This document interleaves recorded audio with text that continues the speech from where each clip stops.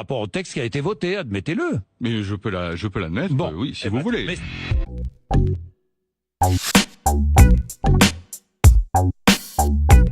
Quand on utilise un néonicotinoïde, la terre est polluée pendant des dizaines d'années. Vous le savez bien. Je l'entends bien. Vous Je demandez demande- des je dérogations demande à du l'utilisation de ces néonicotinoïdes. Vous demandez à ce que la France s'aligne sur ce que fait l'Europe aujourd'hui. Je demande du Hein temps, Ouais. parce que la recherche doit Donc vous continuer, revenez en arrière avancer. par rapport au Je texte qui demande a été du temps. voté.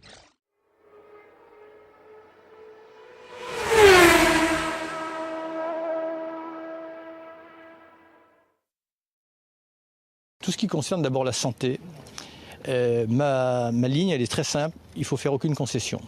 Voilà. Donc une fois que j'ai dit ça, après, j'étudierai les choses cas par cas. Et ce que je peux simplement vous dire, c'est qu'on ne reviendra pas sur des acquis. Moi, je veux déjà être le garant de ce que mes prédécesseurs ont acté. Voilà.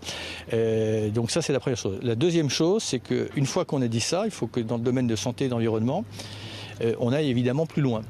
Et donc, il en est de ce sujet comme dans d'autres. Il y a parfois des choses qui nous prennent un peu de court, mais ça ne vaut pas stratégie ni politique. Et sur le sujet, notamment santé-environnement, qui est un sujet crucial, que je ne pilote pas tout seul, puisqu'il y a une ministre de la Santé, mais j'ai la chance d'excessivement bien m'entendre avec elle, y compris avec la ministre de la Recherche, et on va bâtir ensemble une stratégie santé et environnement. Voilà. Mais la seule chose que je veux vous dire, c'est que dès lors que la santé est mise en cause, en tout cas, moi, je ne veux faire aucune concession parce que pendant des années, on a laissé le doute profiter à tous les excès.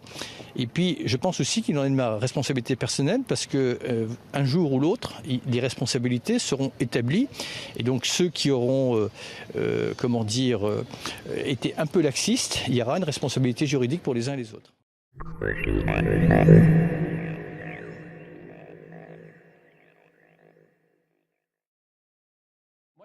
J'ai bien réécouté Stéphane Travert, qui ne cherche pas à provoquer le débat et à mettre en cause, qui explique le problème juridique tel qu'il est posé et qui, en tant que ministre de l'Agriculture, défend ses agriculteurs.